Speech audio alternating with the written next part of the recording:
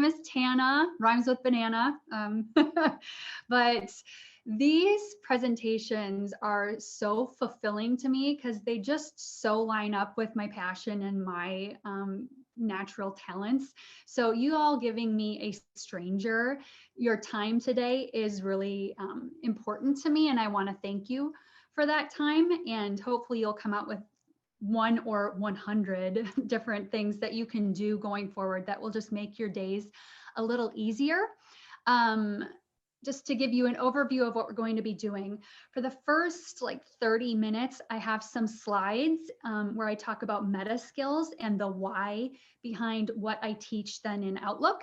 And then after that, I'm going to go straight into my Outlook environment and show you step by step how to do everything, like drag this here, this button here is important, and all of that. So, and again, this is being recorded. So if you don't get it at first pass, then feel free to just go back to the recording, and you'll have my email address at the end too, where if you have more specific questions, you can reach out to me after that. And then if you could, again, save your questions until the end, because I have quite a bit that I like to try and cover, and I'll hopefully have quite a bit of time at the end to go through your questions as well.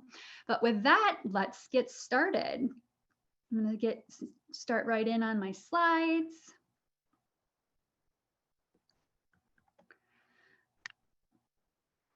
Okay, 1 second. Okay, Emma, could you give me a thumbs up if you can see my slide? Perfect, thank you. Okay, so before we start, I want to give you my intention for our time together today. I don't want you to be more efficient in your Outlook environment so that you can just do more and more and more and give more of your blood, sweat, and tears away. Like, that is not my intention with any session ever. My intention is always to teach people how to do the things they need to do in their day as efficiently as possible, so that then they create this void of time in their day where they get to say, oh, well, what do I want to do with this time that I have created in my day? So I don't want to make y'all better robots. I just want to help you all get your stuff done fast so that you can do more of what you really, truly want to do with your time. So if you had 0 emails in your inbox right now, what would you choose to do? And this is an important question. A lot of people can't answer this question, especially in their professional environments, because most people go to their inbox to get the next thing to do. But that is the epitome of reactive living. You're not controlling your minutes if your inbox is dictating what you're doing all day, every day. You need to start to think of yourself as being the architect of your minutes and proactively establishing what you want to do with your future minutes to create the life that you want. And Microsoft Outlook can help you to create that life. So first of all, I want to comment on our environments. I've heard it said that our environments will eat our intentions for breakfast, never mind lunch and dinner. It will devour whatever you place in front of it. You cannot beat your environments. In the podcast, The Unmistakable Creative, the host was interviewing an environmental engineer specialist named Jim Bunch, and they were talking about the importance of the skill of engineering your environment. Like, if you want to eat better, get all of the junk food out of your house. Because if you've got junk food in your house, then your environment is setting you up to fail in your intention to eat better. And your work environment has a lot to do with Microsoft Outlook. So it's important to engineer that environment to pull you towards your intentions versus away from them. Does it distract you or help you focus? And when Outlook comes out of the box, it is set up in some very distracting ways. So one of the first things I'd like to do is change one of those distracting settings. Now, I am assuming that for most of you, when you start Outlook in the morning, it goes straight to your inbox, because that is the default mode and the default factory setting for it. I would like to change that. So instead of opening to your inbox, I want it to open to what you see right here on my screen, which is my calendar and my task list. So in order to do that, and if you are at a computer where you can kind of follow along in your Outlook, then now would be the time to follow along. And if you're not in your Outlook environment right now, then just maybe take notes or know that this is a place you're going to have to revisit in the recording. So in order to change your startup environment to this, you would need to go to, and I am in the installed or downloaded version of Outlook for PCs. If you have Outlook Web, it will be a little different from this and it will not work exactly the same. And you can contact me after to get kind of equivalent ways to do the things that I'm about to do today. But for the installed PC version, you would go to File in the upper left-hand corner. And then you go to Options. And a new window will pop up, and then you go to Advanced. And this second option, Outlook Start and Exit, it will probably say Inbox right here. I want you to go to Browse and then find Calendar, and it should be alphabetical. So Calendar, click OK. And so it should say Calendar right there, and then you do the OK at the bottom. So next time you relaunch Outlook, it will go straight to your calendar. Now, why am I asking you to do this? Just like in our personal finances with our money, we want to pay ourselves first with our time. So with your money, you want to make sure that your 401k savings or college bound fund or HSA contributions go straight to those accounts first before they go into your checking account and you have a chance to spend them. And going to your calendar first is how we're going to pay ourselves with our time first. So there's another change you need to make in your calendar in order to see your tasks at the bottom. In order to see this view, you would be within your calendar and you would go to View, Daily Task List, and Normal. And that should bring up this little task area down here that you can see on mine. Now, you might not have any tasks to see there, but we will get to that later in this presentation. And this is the screen that comes up when I first start Outlook in the morning. And this is the working environment that I sit in for the majority of my day, because this point cannot be overstated. It is a great psychological relief to not view the totality of an inbox inhabited by hundreds, and for some people, tens of thousands of emails and trying to make sense of what you need to do next or even for today, but to only see what you have to do for today. And starting from this calendar and task hybrid view is how I pay myself first, because when I start in the morning, I look right away at my calendar and I see the time commitments that I have for my day, and I get a feel for my time commitments for the day. And at the bottom is my task list. And right away in the morning, I knock out some of my tasks for the day, or many of those tasks for the day, or a part of a project that I need to start for the day. And all of this is done before I even check my inbox one time. And we'll dive into more of this later. So we've talked about our environments. The second topic I want to discuss is focus. Now, believe it or not, focus is actually a skill that you can develop and get better at. It can be dramatically improved. In the book, A Brave New World, the author said, humans have an insatiable appetite for distraction. And of course, that's true. I can see it in myself. It's important that humans are curious and distracted because that's how things are discovered.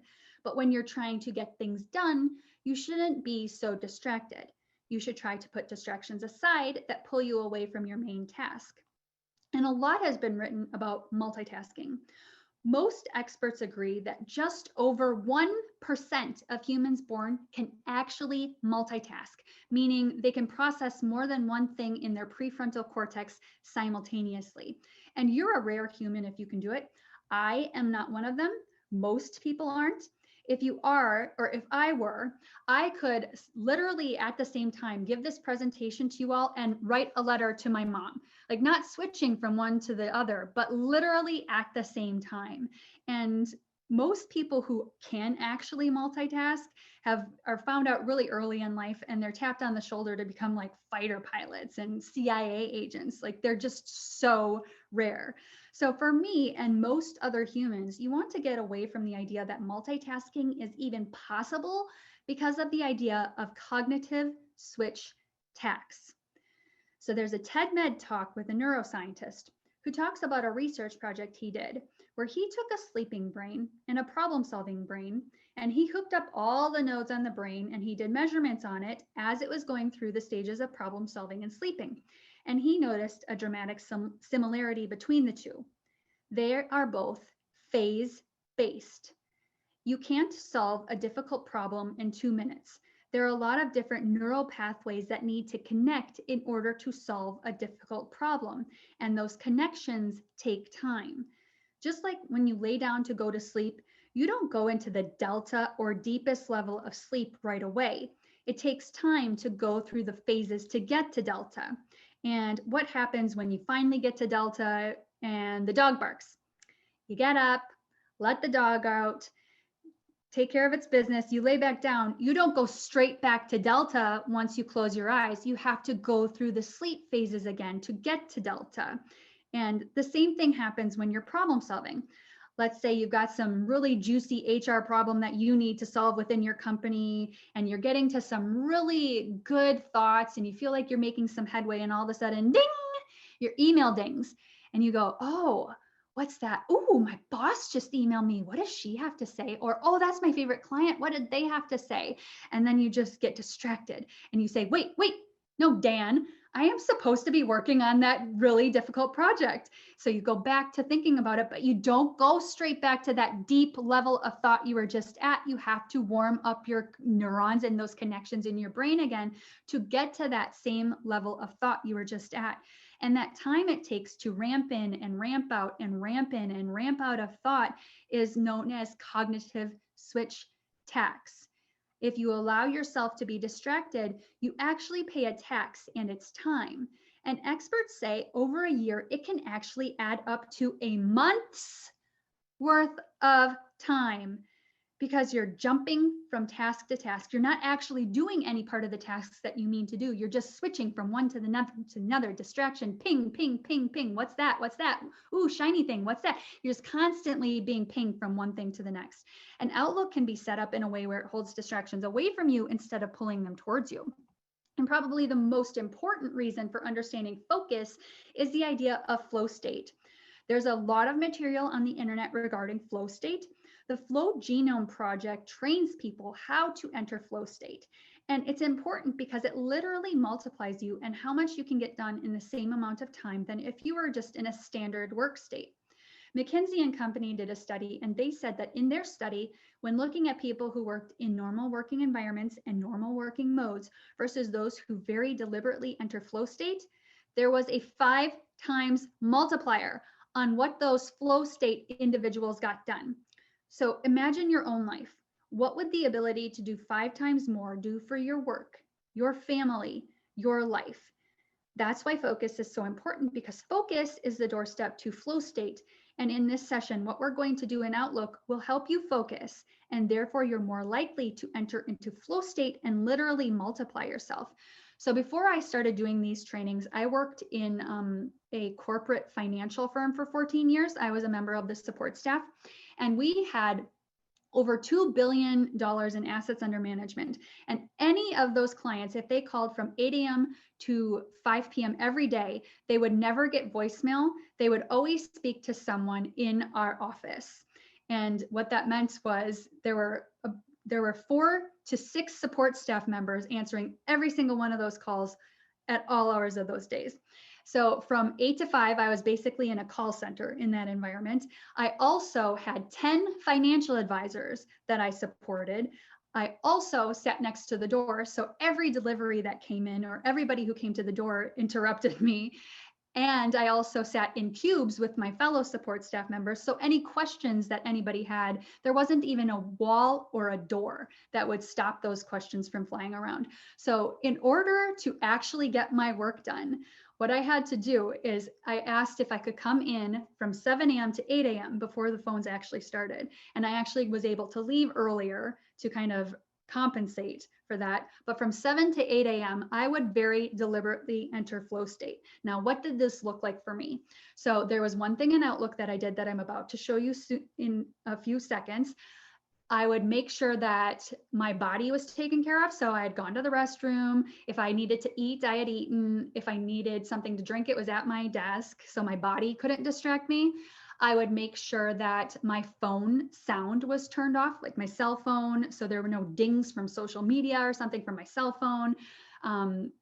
And then I would make sure that people who were in the office at that hour would know, hey, this is my only hour of undistracted work that I can have throughout the entire day. So if you have any questions, if you could email me those questions or wait until after 8 a.m. to come and talk to me, that would be very helpful. And y'all, I swear, every day, just from that 1 hour, I would do 75% probably of my tasks for that day in the first hour, because I was literally, nothing was distracting me. And I would just go pop, pop, pop, pop, pop, pop, pop, pop, pop. And the rest of the day, then I could literally just be on the phone with clients, deal with their issues real time. I could deal with my financial advisor's issues real time. But that 1 hour, because I entered into flow state, I could get so much done simply by eliminating distractions. So something we can do in our Outlook environment to limit cognitive switch tax and more readily enter flow state is to turn off all email alerts. Now, some people feel like they want to vomit when I say this, but trust me, when I have follow-up sessions with my clients, this is the step that is the easiest thing to do, that they say reaps the biggest rewards, just because they notice, oh, because I wasn't getting dings every time something came into my inbox, I did enter flow state so much easier because I wasn't distracted all the time. So the way that we do that is, again, to go to File, and again, go to Options. And this time we're going to go to Mail. And 1, 2, 3, highlight headers down, we go to when new messages arrive. I want you to unclick all of these boxes. I don't want Outlook to play a sound when there's a new inbox email. I don't want your mouse changer to change, nothing. None of that. And then you click OK at the bottom. So this doesn't affect your calendar. And if you have reminders on your calendar will still ding at you if you want it to. But every time something comes into your inbox, it won't ding at you. Because remember, we are trying to get you to a higher level of focus to enter flow state so you can multiply the number of things you can accomplish. And this helps to limit your cognitive switch tax. Don't worry, your inbox will always be there. It just doesn't need to tell you every time something new comes into it. And then there's our tools. Humans use so many tools. You've probably already used hundreds today, like the pen you're taking notes with, or the chair you're sitting in, the clock that lets you know that it was time for this presentation. To light a fire, a lighter is much easier to use than rubbing 2 sticks together. And a car can get you from point A to point B much easier and faster than a bike or a skateboard. A car is just a much better tool. And Microsoft Outlook is actually a tool for helping you get things done. It's a personal productivity tool, not just an email or a calendar or a contact tool. It was designed for each of those parts to work together so that they could be more than the sum of their parts. And it can be dangerous to use a tool the wrong way. Think of a steak knife. If you hold a steak knife by the wrong end and try to cut through a steak, you'll get through the steak eventually, but you'll have to push really hard, way harder than you would if you held it the right way. You're going to make a mess out of your food. You're going to cut your hand. You're going to gross out the people around you. When you use tools the wrong way, it can be dangerous. And Outlook is a tool. Your work is the steak. Outlook is the steak knife. Stop living out of your inbox, because that is definitely holding the knife by the blade end, because it's not you in control of your minutes anymore. You're just knee-jerk responding to a fire hose that will never stop. So it's important to realize how to use your Outlook as the tool it was designed to be in the right way. So that's the idea. We're going to use Outlook as the tool it was designed to be, to bypass distractions and maintain focus and find flow state where you can accomplish things 5 times faster than you do in non-flow state. There are a couple of other high-level value points of doing this. You'll be paperless if you choose. When you use Outlook the way it's designed to be used, paper just goes away. Another benefit is improved team play. When you email someone on your team and you don't get a response or even acknowledgement back, that's frustrating. And most people experience that daily. But if the group is using Outlook as it's designed, you know that your email didn't go into a black hole, you know it was received, and you get to go on to your next task. The morale of the team goes up because people are more in front of everything and more organized and more in control. Another benefit is having 0 emails in your inbox when you go home in the evening. I actually have 0 emails in my inbox multiple times a day. So I get to ask myself the question, what would I do if I had 0 emails in my inbox? You'll also have stress-free agenda changes in Outlook, because if you think of that calendar and task hybrid view that I showed you, my whole world for that day is in front of me when I look at that. So if a big bomb hits you during the day, which happens in the working world, it's no problem. You can just open up your task list in Outlook, see what can be reprioritized, move due dates, let the people know that are waiting, hey, this might take another day, save and close, and then you can go on to deal with that big bomb. You'll also no longer worry about forgotten things. You won't have that 3 a.m. jolt of adrenaline, like, oh, I forgot to send Diane that email. Like, you won't have that. I've actually never had that happen to me because I've always utilized Outlook to be a second brain for myself, and it always has my back. And a big one, you'll gain up to 4 weeks back every year because you have a tool to get in front of your life.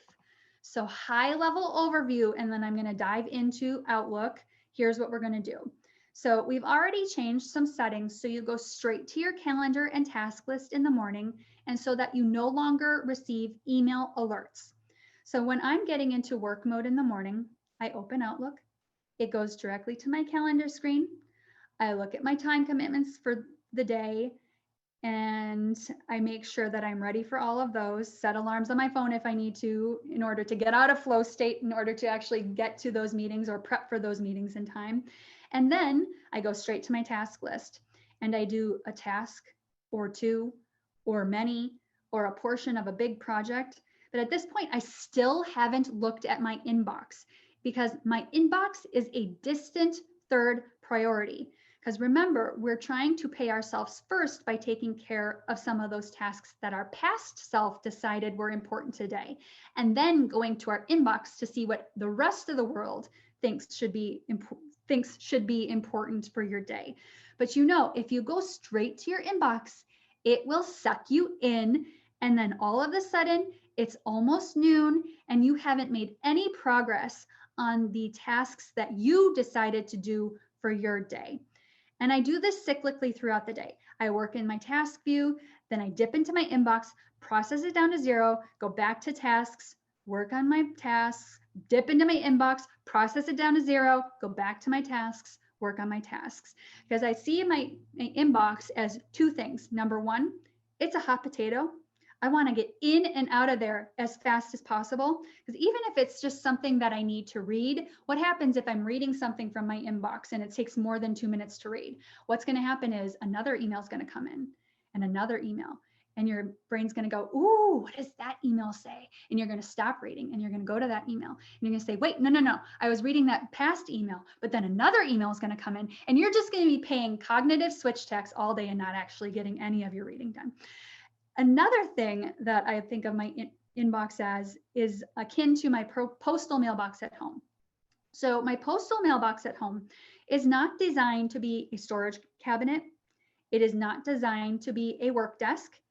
It's designed to get my letters and other mail, and then I take all of those letters and mail out of my postal mailbox, and I take them to my desk or somewhere else to process it. So think of your inbox in Outlook is just like your postal mailbox at home.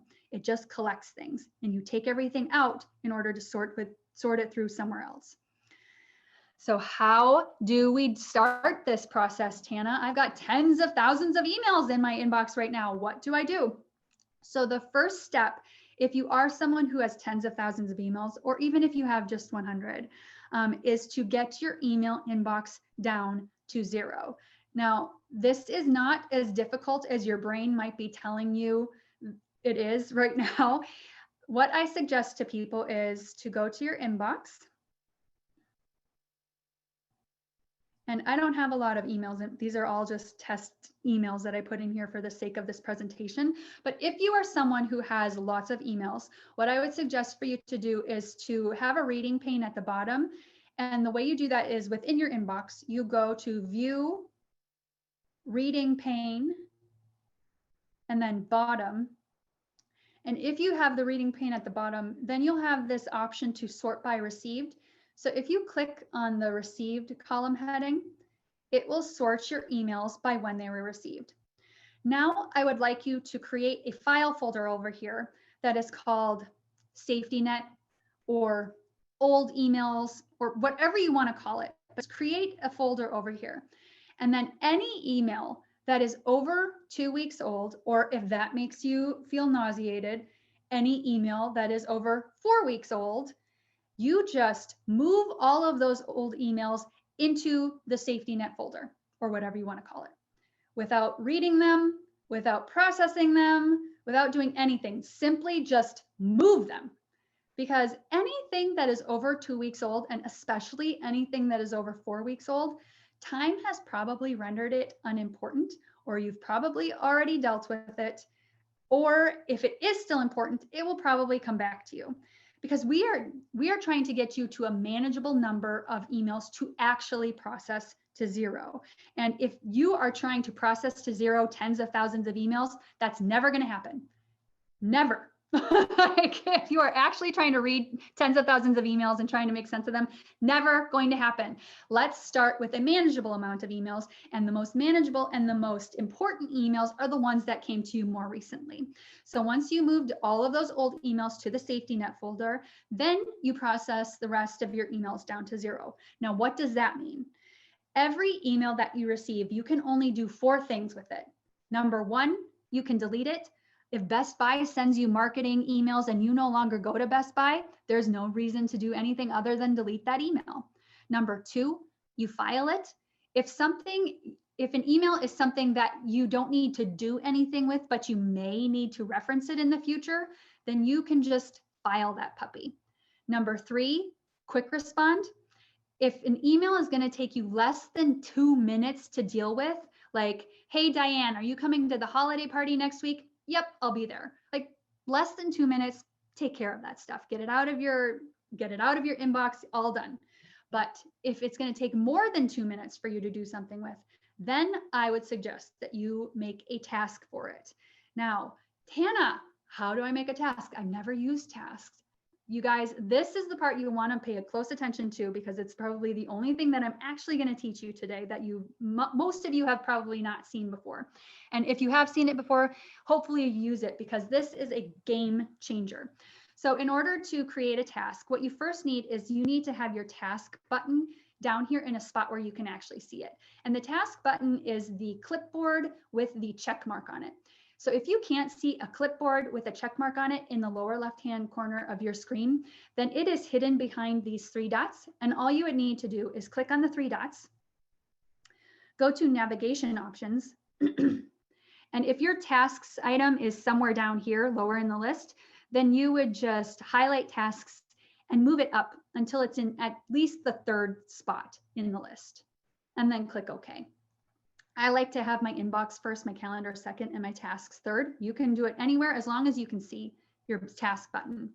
And then let's say that this email is something that I anticipate will take more than 2 minutes to read. So I want to put it into a task for me to do it later, because I'm obviously not going to read it now. I'm in a presentation with you fine folk. So I'm going to task it for later. So all you need to do is you hit down your right clicker on your mouse, and it's not a click where you like depress where you push the mouse button down and let it go. You push the mouse button down and don't let it go. The right click, push it down, don't let it go, drag it to the task icon, and then let it go for the first time. And if you do that, you should get these options: to copy here as a task with text, copy here as a task with attachment, or move here as a task with attachment.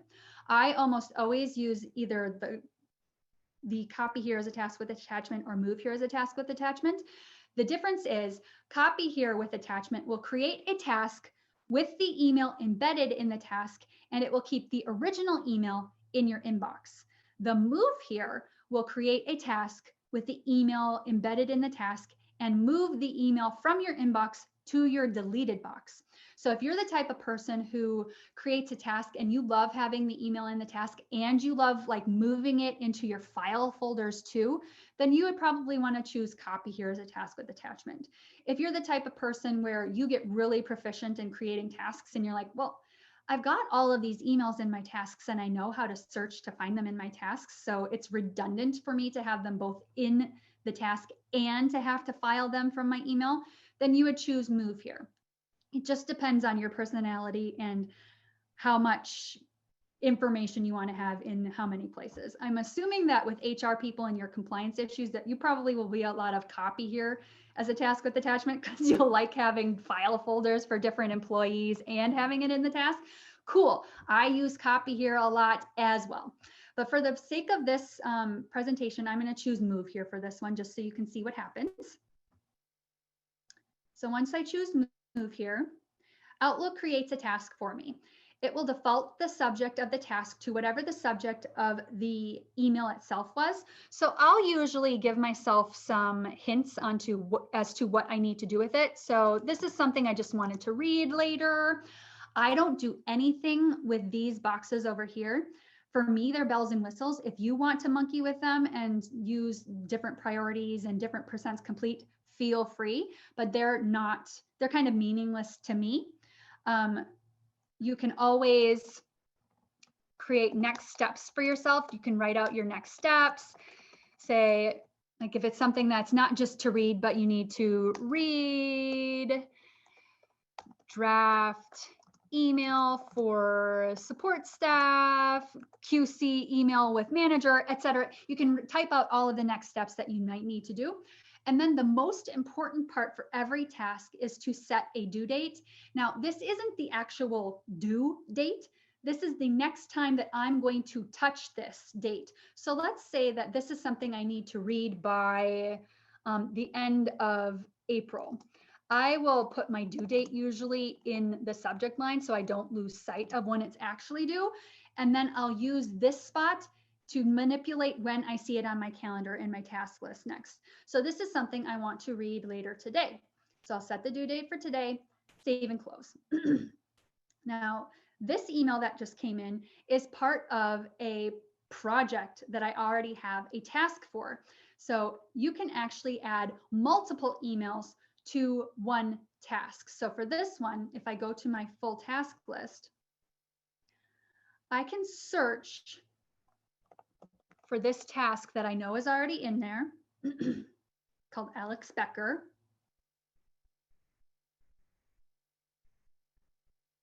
And you'll see in a second when it comes up, it is just chock-a-block full of emails. And it takes a while to open within my Zoom environment because it's got so many emails in it.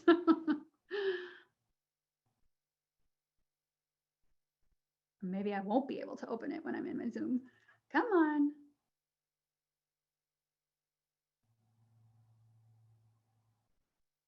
There we go. So just to give you an idea of how many emails you can stuff into these things and the way that you insert another email into one task is you put your cursor wherever you want that email to go, and you can go to insert within the task, and you can attach a file. So if there's a Word document, an Excel document, a PDF, anything that you would want to put in there, you can attach an Outlook, you can attach a file to it, but you can also attach an Outlook item. And if you go here, you can see within here, I can go to my inbox, my sent items, my deleted items, any file folder I have. I've got 2 inboxes in here, so I can go to both of those inboxes, sent items, anywhere. So that email that just came in is right here. I can double click on it. It's going to go in here, and then I'm going to save and close. And if I go back to my inbox,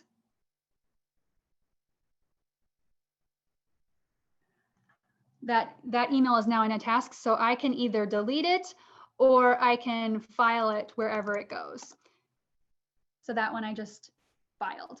Now let's say that this is an email that someone's asking me to schedule a meeting. Again, I'm with you guys, so I'm not going to do that right now. So I'm going to put on task to do that later. I'll choose move here. Schedule meeting, and that's not something I need to do today, so I'll do that tomorrow. Save and close. This one is something that, let's say it's a report that I need to generate for a client. This time I'll choose copy here just so you can see the difference in what Outlook does between moving and copying. Send Clark report. Now I'm asking you guys to kind of pretend that these emails actually have information in them, but hopefully you get it. That's something that they don't need until the end of the week. So I'm going to put a due date on for the end of the week. And see, that email stayed in my inbox. So I could either file it or I could delete it from there. But just to show you that if you choose copy, the original email does stay in your inbox. So this one I'll just delete. And then this one, let's assume that this is an email that has to do that I also want to read later on today. So I'm not going to create another email or another task for that. I'll just add it to my task that I already created for things that I need to read later today. Okay, here we go. Okay. So if I want to add it to this, because it's just something I need to read later, I'll put my pointer where my clicker, wherever I want it to go. Insert Outlook item. It is in this inbox. Test email 4. There it is. Save and close. Going back to my inbox. And then I delete it. Now, this process can go very fast. Like I was talking to you guys and trying to explain every single move that I was making. But if you think about it, none of the 4 things you can do with every email takes a lot of time. Deleting, you can do that in seconds. Moving into a file folder, can do it in a second. Quick responding should be done in less than 2 minutes. Putting up a task, it's just right-clicking, dragging down, setting a due date, and moving it out of your inbox if you didn't choose the move option and you chose the copy option. And just to give you an idea of how quickly these things can be done, when I went on maternity leave, I came back to an inbox that was over 3,000 emails full. And I was able to process that down to 0 in less than half a day. Because remember, the things that the emails are asking for, like if a client was asking, hey, could you send this statement? I'm not sending the statement. I'm not scheduling the meeting. I am just scheduling the time for when I'm actually going to do those things. So when you're processing down to 0, don't worry about what the email is asking for. You're just getting it out of your inbox and processing it down to 0. And it can be a very fast process. So don't let your brain lie to you and tell you that once you clear out the over 2-week-old emails and you still have a couple hundred left. I have literally watched people who have never cleared their inbox down to 0, clear it down from hundreds to 0 within 45 minutes. And they're talking to me the whole time. So it's not that difficult. Your brain will get it. It's just figuring out the minutia of the right click, dragging it down. And once you do it a few times, your muscle memory will just make it so much easier for you. So let's say that I'm at the point where, okay, I'm done with this presentation with you all and I'm starting to get into my tasks for the day. I can go back into my safety net or back into my safe zone, my working mode, my working environment, and say, okay, what's the next thing I want to do for today? And I can go, okay, there were these things that I need to read. Let's do this next. And I can double click on this task. And I can open the email straight from the task. And obviously this email doesn't have anything to read, but I don't have to go anywhere in order to find this email in order to read it. And I don't have to go anywhere to respond to it or to forward it. I can do everything from the task that I can do from my inbox straight from the task. So I can reply, I can forward, I can read it, anything I can do from my inbox, but I don't pay the cognitive switch tax that I would pay by going to my inbox in order to get that email. So I would read through this email, I would then click on this one, I would read this email, and again, we're pretending that there's something to actually read in this email, even though there's not. And I would say, okay, there's not actually anything else that I need to do for this. So I'm just going to mark this one complete. And I would suggest to mark things complete by clicking the green check mark rather than deleting things. Because if you mark things complete, and it just disappeared from my task list for today. If you mark things complete, if you go to your full task list, and if you go to, right now I'm on my to-do list, but you all, when you first go into your task list, it'll probably look a little different. Like it might look more like what's about to come up on my screen, hopefully.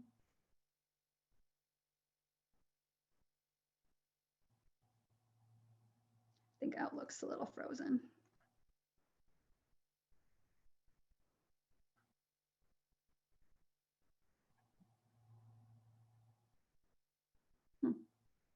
Okay, let me try coming in again.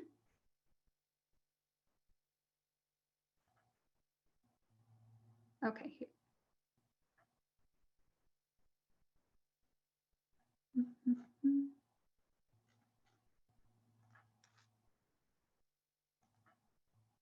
All right. Okay, for some reason my full task list is not coming up. There should be, and I would probably have to close out of Outlook, which I don't want to do right now.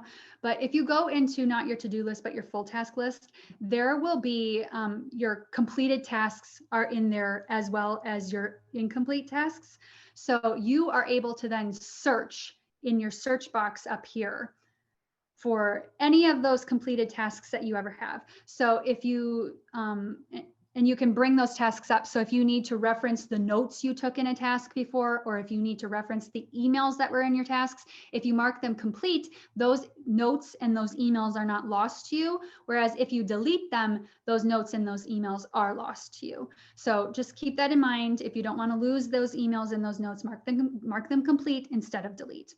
And just to give you an idea of how robust every task is and how much they can contain, I was trying to figure out a way to put a video online in order to do some online training. And I had no idea where to start with that. So that was kind of a big project. And just so you can see, I have screenshots in here. I've got notes from phone conversations. I've got multiple emails. And as I was doing things and finishing them, I would cross them out so that I knew that those parts were done.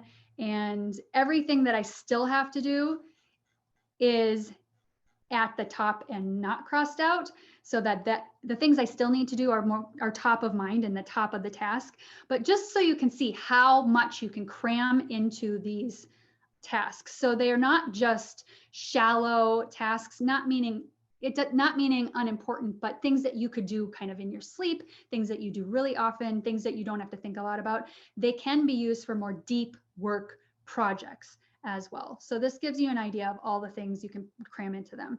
If you have websites that you need to reference for completing a project, put the URL into the task. There's so many things. There's nothing you can't put in here, which is why Outlook is one of the most advanced productivity systems in the world.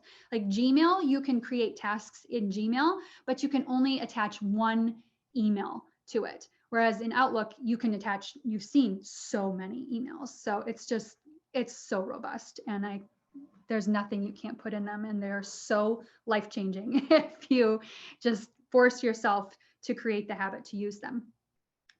You can also create tasks not from emails. So if you go into your full task list, and let's say that someone calls you on the phone and they start asking you to do something, okay? As they're on the phone with you, you can just hit new task, put subject line, tasks for Emma. And as she's talking, you're taking notes on what she says, okay? And you're just typing, because most of us can type faster and more legibly than we can chicken scratch notes on Post-it notes that we can perhaps lose later. So as she's talking, type. And it sounds like Emma's about to wind up, and I'm like, okay, Emma, I heard you say that, and I start reading my notes on what she said was important and say, hey, does that sound right? And she says, yep. And you think, okay, today's calendar is pretty full. I think I can actually get to that tomorrow. Is that okay? And Emma says, yep, that's cool. So I put my due date on for today or for tomorrow, save and close. And then I literally forget about that until I open up Outlook in the morning for tomorrow. And then I'll see, oh, there's a task for Emma, and I'll kind of work on it tomorrow, but I forget about it for today because there's nothing that I want to do for it today. So it's not hanging out in my inbox asking me to deal with it 5 times today. It's just, it's in my task list for tomorrow, and I don't have to think about it until tomorrow comes. And that opens a lot of cognitive space in your brain, getting things out of your line of vision until you can actually deal with them. You can also create recurring tasks. So if there's a report you need to send every Monday, you can do new task, send Wiley report. You can do recurrence. Let's say it's every week. You can also do daily, every weekday tasks. Every 2 days you can have a task. Every 3 days you can have a task. Every month, every year. There is any time frame that you want to do a task, there's probably a way to do it automatically within Outlook. So let's say this is weekly. I want it to do it every week on Monday with no end date, and click OK. And then if I save and close, you'll see on my task list for today now, it says send Wiley report. And if I go to my calendar and my safety zone, you can also see it here. So when I'm done with this, I can mark it complete, and it will show up then next Monday. See, send Wiley report. So it's right there. And I use recurring tasks so much, y'all. I can't even tell you how little bandwidth I give in my brain to remembering things to do. I don't use my brain's bandwidth to remember things to do at all. You'll see I have a daily reminder that says teeth. Now, I am an adult, and the fuzzy slipper feeling on my teeth will remind me to brush my own teeth. However, I have a 5-year-old son, and he still needs help brushing his teeth. And there are days when I am positive I will not remember to do that if I don't have a reminder somewhere else to actually do it. I have a weekly reminder that says trash that reminds me that I need to take the trash out on Thursdays. I have yearly reminders for the week before my loved one's birthdays that says prep for so-and-so's birthday. So it reminds me, oh, I've got a week, I can get a card, I can write in the card, I can get it in the mail, and they'll get it before their birthday. If it's for my son's birthday, I have a yearly reminder a month or more before his birthday so I can prep adequately for the birthday party that I'm going to throw for him and the different special things that I do for his birthday. I have yearly reminders to buy Halloween candy mid-October. I have yearly reminders to wash the outside windows of our house in the spring. Like, y'all, I have reminders for everything. I want to use my brain's bandwidth to remember sentimental things like, oh, that blanket, I got it from so-and-so on this occasion. Or I want my brain's bandwidth to go to things that I'm learning. And another way that you can kind of use Outlook as a tutor is, let's say that you are reading a book and it is just chock-a-block full of information that you don't want to just take in one time and completely forget after you're done reading, but you want to actually retain the information. Consider putting up a task as you're reading the book, and maybe you call it retain information from Essentialism, which is a book by Greg McKeown. And as you're reading it, you're writing down your aha moments or the things you want to remember. So it's like, ah, yes, that's something I want to remember. And ooh, yes, that's something I want to remember. And you're just typing out the things that you want to remember from that book. And once you're done, you read through all of your aha moments and you think, okay, let's see if I can remember any of this in a week. And you set your due date forward to a week, save and close, and you forget about it. And then Monday the 3rd comes up. This will be on your task list for today. You read through your aha moments again and you say, oh, no, I'm not remembering any of this. Let's see if I remember it next week. And then you set your due date ahead to the 10th, save and close, forget about it. 10th comes up, it's in your task list, you read it, you say, oh, this is starting to really sink in. Let's see if I remember any of this in a month. And just by manipulating due dates, you are then teaching yourself something. There are things when I just want to learn things for giggles.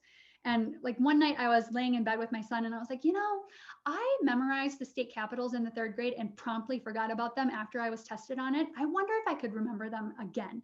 And so I put up a weekly recurring that just said state capitals. And every week when it was on my task list, I would kind of quiz myself on the state capitals.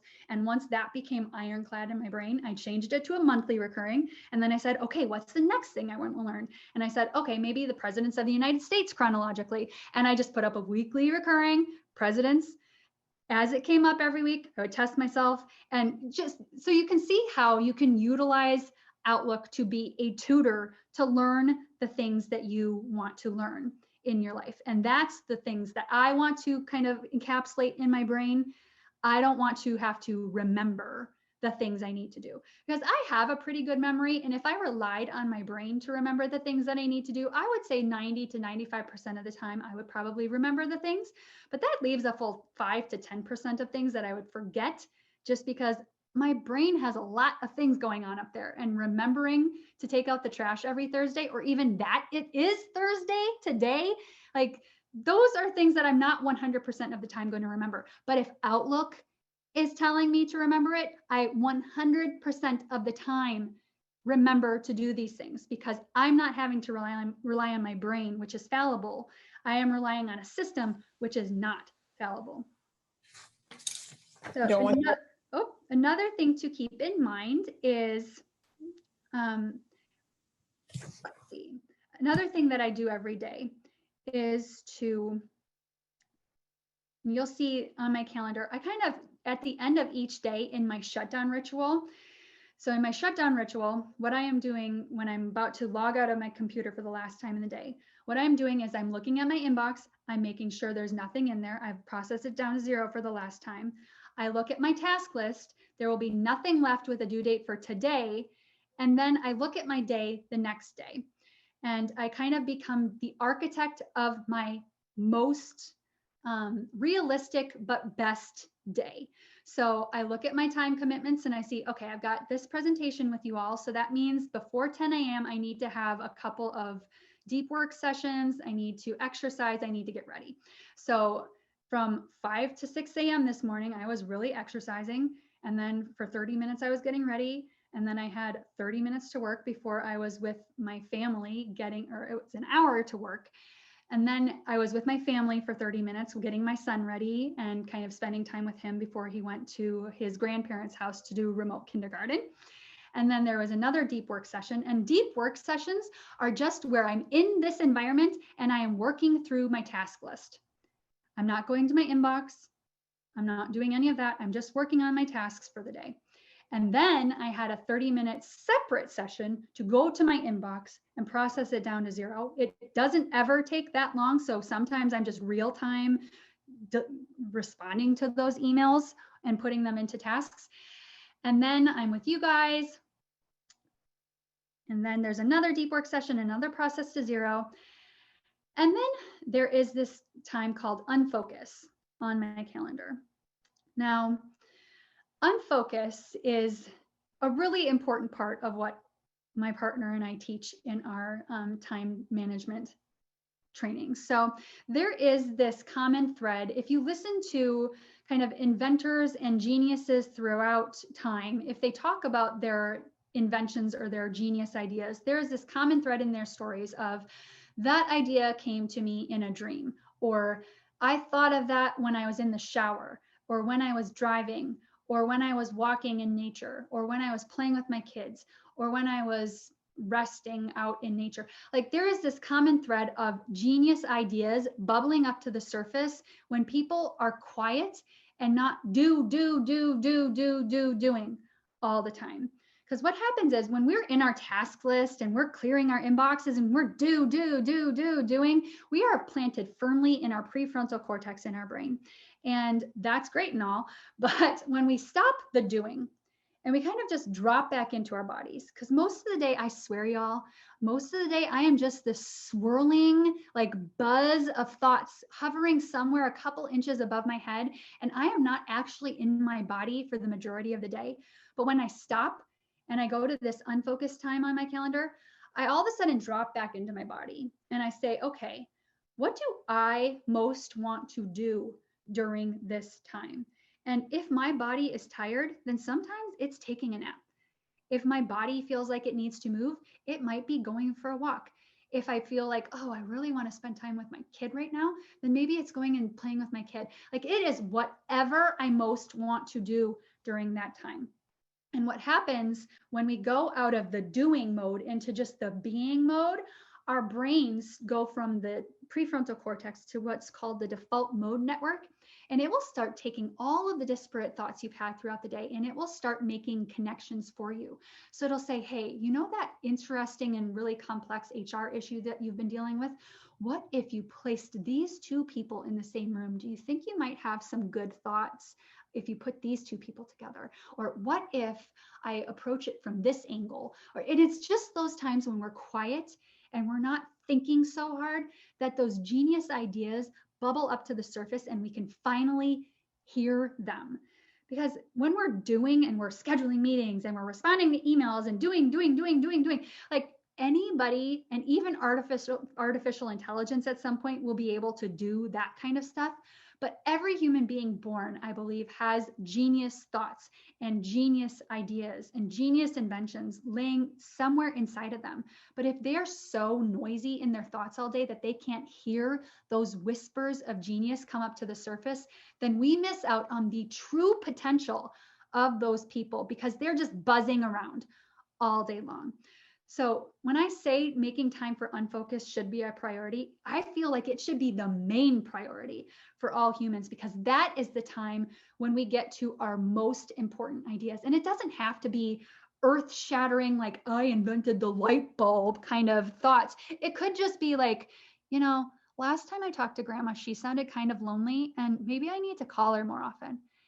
And that in and of itself is a genius idea because you are going to then put that into your system of making sure that happens. And your grandma is going to feel, oh, I matter to someone and they're going to feel more loved. You're going to feel more loving. You're going to feel more loved. And it creates more love in the world. And therefore it is a genius idea. So I'm not saying you need to discover the next incredible invention, but just to listen to the small things. That is genius in and of itself. So making time to do this, like I have 2 hours and my business partner does usually 2 hours every day, planted firmly kind of in the middle of the workday where we are just devoted to unfocus because we're trying to like build a business and fulfill our dreams in our life. And we need time to actually be creative and think new thoughts in order to actually build those dreams. So setting aside time to unfocus is an integral part to our workday. So I talked about the kind of shutdown routine that I have at the end of the day, making sure that your inbox is down to 0 and that you have nothing left on your task list for today is a really good visual cue for your brain because it will tell your brain, oh, there is nothing left in my inbox to deal with today. There is nothing left in my task list for today. So I can literally shut it down in my brain and I can then live the rest of my evening devoted to myself, devoted to my loved ones. And I don't have to worry about this because I know when I shut down, there was nothing else to deal with. So it really helps you to kind of bifurcate your life into the professional and to the personal and to allow yourself to give yourself personal time. When I'm also planning ahead for the next day, after I have kind of batched my time into like exercise, get ready, deep work, etc., I will then go to my task list for tomorrow and say, okay, what is the chronological order that I think I'll actually do my tasks in? And you can very easily just drag and drop your tasks within your task list to wherever you want them to be. So if I know that this is something I'm going to do earlier in my day, I can drag it up. And if there are multiple meetings that I need to schedule, you can move them all so that they're right next to each other so that you're kind of in scheduling mode and you're schedule. If you have a lot of reports that you need to run, maybe batch those together. So you can drag and drop them to whatever chronological order that you have. Also, let's say that when I'm done with you all and I'm done with these last 2 tasks that I say, oh, well, I still have a lot of gas in the tank and I feel like I could do some more today before I kind of just clock out for the day. Nothing is stopping you from going to future days and picking off things from future days that you might be able to do today. And so if I finish up today and I feel like, yep, I still got some more within me, I'll go to my list for tomorrow and say, okay, is there anything that I can do today that I thought I would do tomorrow? And I'll just do some of those things. So nothing is stopping you from bringing forward from tomorrow so that you can do them today. And in that way, you're thinning out your future days so that you have more time to either deal with the unexpected things that might come up in your day or to just enjoy your day and do whatever it is that you want to do with your day. You can also go into your calendar view, and I tend to sit in just the daily view because I want to look at just today and what I need to do for today. But if someone asks you, hey, could you work on a project with me? You can always go into the work week mode and you can look then at your week ahead and you can see, okay, this is what I have in my calendar for certain days. Okay, that day looks a little less burdensome in terms of my calendar, but then let's look at the task list. Oh, that task list is a little longer. Okay. But Friday looks okay in terms of meetings and tasks. So, hey, do you think we could regroup on this project on Friday? Because it looks like I'm pretty free on Friday. Because this view shows you a very realistic view of what you're actually going to be doing those days. So it's a very helpful kind of planning view to look in. So we talked about Unfocused. We talked about our calendars and processing down to 0, all of that. The last thing I want to touch on is your brain. Now, tomorrow, your brain, if you are not used to having your inbox down to 0, and if you're not used to being in this environment and working in this environment, your brain is going to probably sound something like this tomorrow. If you changed it so that it comes into this right away in the morning, your brain's going to say, oh, right, Tana had us do this. Well, let's go to our inbox right now. And it's going to say, go to your inbox, go to your inbox. Go to your inbox, go to your inbox, go to your inbox, because you every day before this have just gone to your inbox. And that is a very, very well like sunk in habit of yours. And your brain likes to be efficient because our brains take up so much energy relative to their mass in our bodies that its job is to be efficient. Otherwise, we would just like pass out from lack of energy because it would just gobble up all of the energy that we have because it just uses so much of it. So it is trying to save us by being efficient. And in this instance, when it's telling you, go to your inbox, go to your inbox, you can then step back from your brain and be the observer of your thoughts and say, you know what?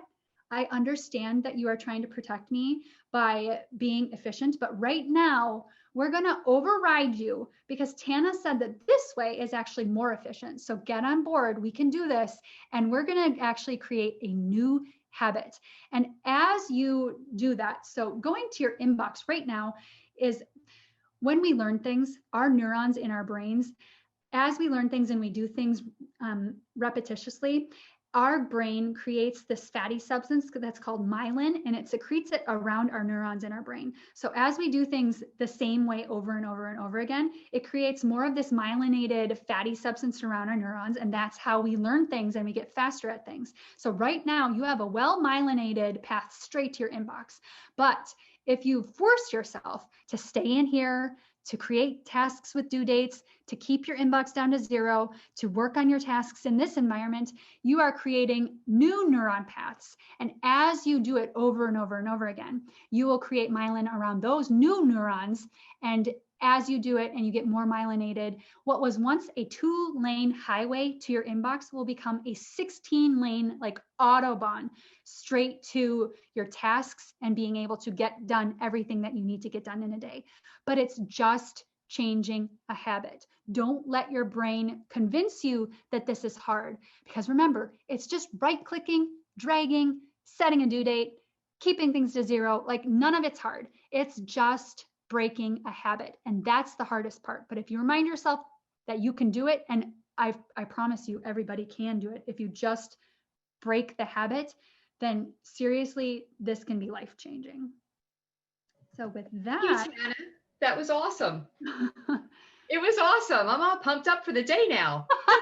I'm ready to go tackle everything I got going. So does anybody have any questions for Tana?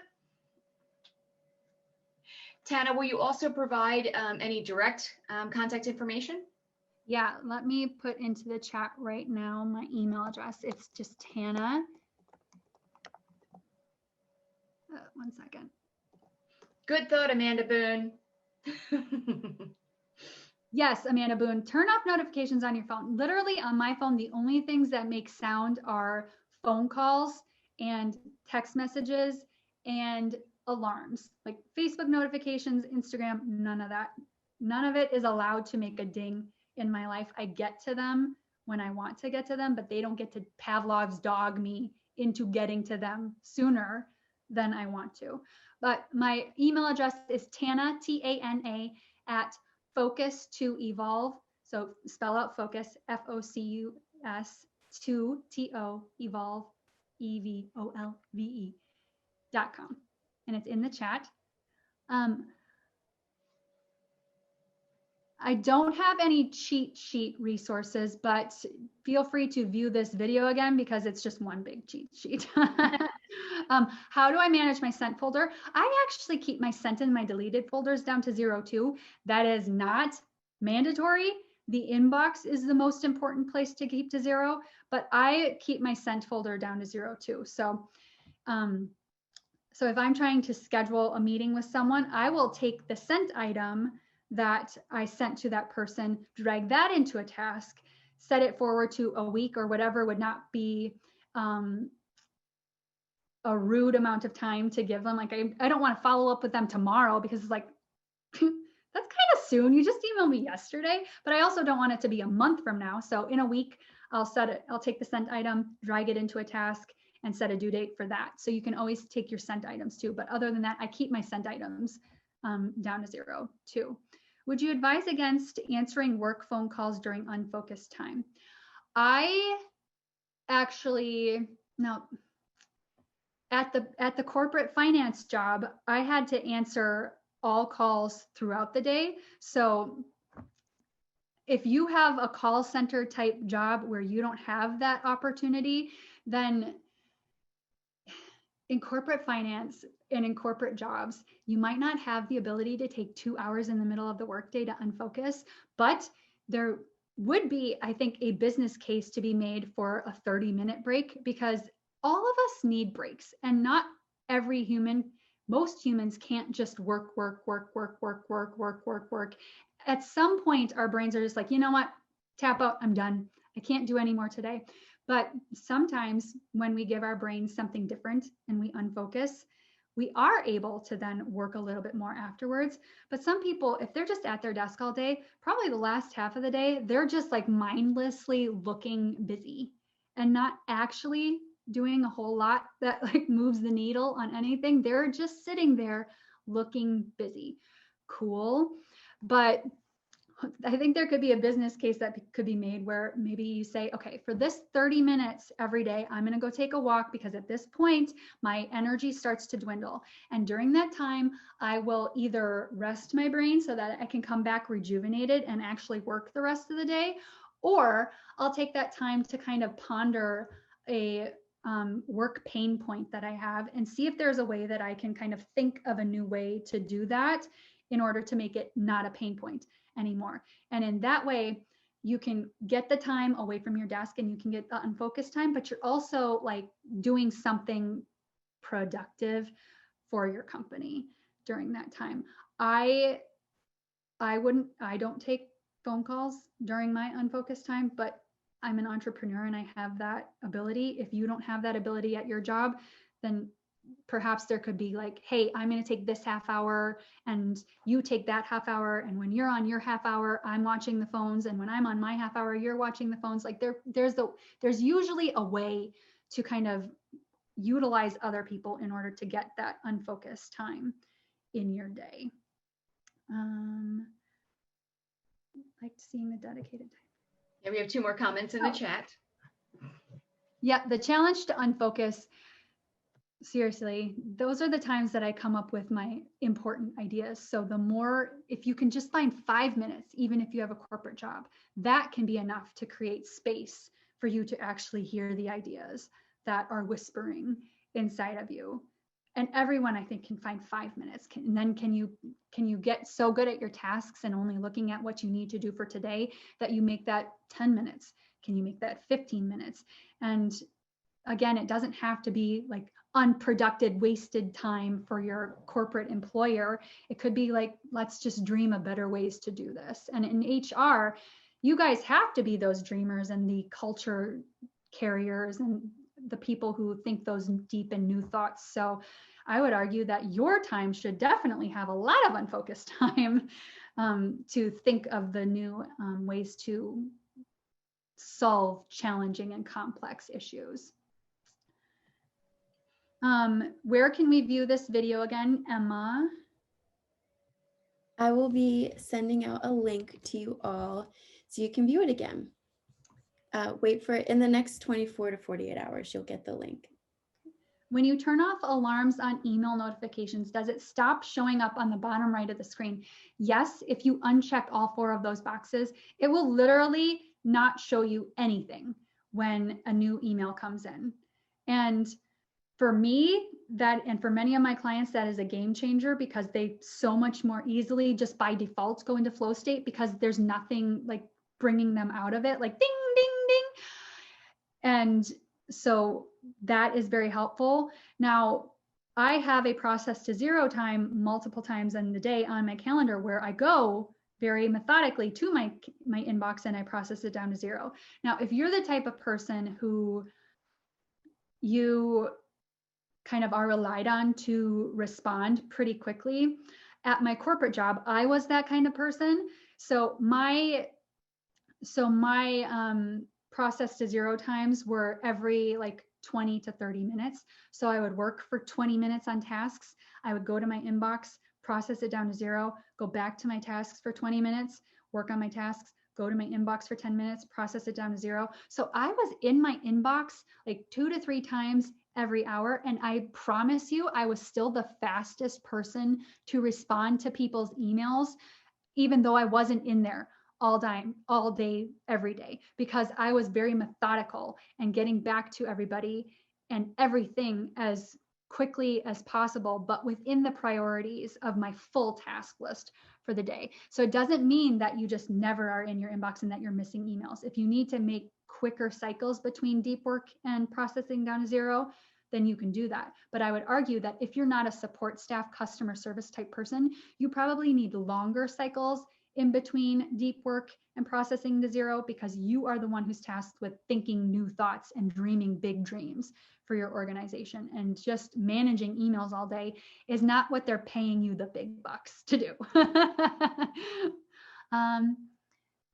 Let's see. Can you please tell us how you can get your items on Google Calendar over to Outlook Calendar and vice versa? There is no like button to push, unfortunately, to do that. You can always add your email address for your Outlook inbox to your Google Calendar invites and then kind of send that evite over to the calendar, but there's no like one-stop check to kind of sync them together. You would have to just individually either include both email addresses from the get-go, or once it gets into your Google Calendar, you would then forward it to your Outlook calendar. But there's no like syncing easy option between the two. How do you recommend dealing with Microsoft Teams chat pop-ups from coworkers? I am not the biggest fan of things like Teams and things like that. I would make sure that organizations have a bigger conversation of what is Teams for.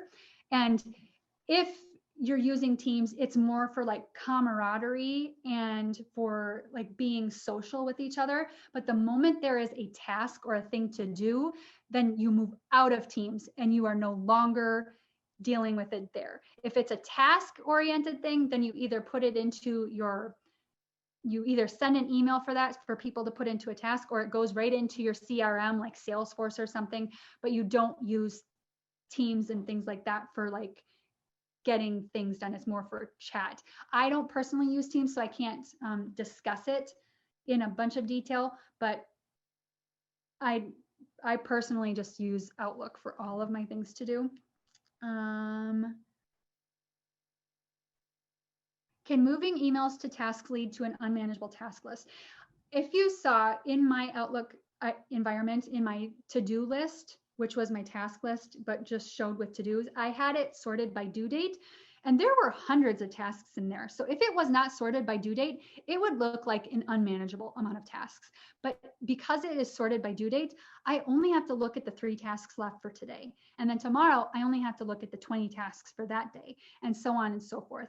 So by managing it by due date, you're chunking it up into manageable amounts of time. Now, if you get to the point where you are moving it out and you're kind of sparsing it out between days, and you still have like 100 tasks for 365 days a year, like that's unmanageable. And you need to then talk to someone about what your job responsibilities are and kind of parse that back.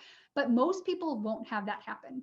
So if you parse it up by due date, you'll notice that, oh, this is really manageable. Thank you.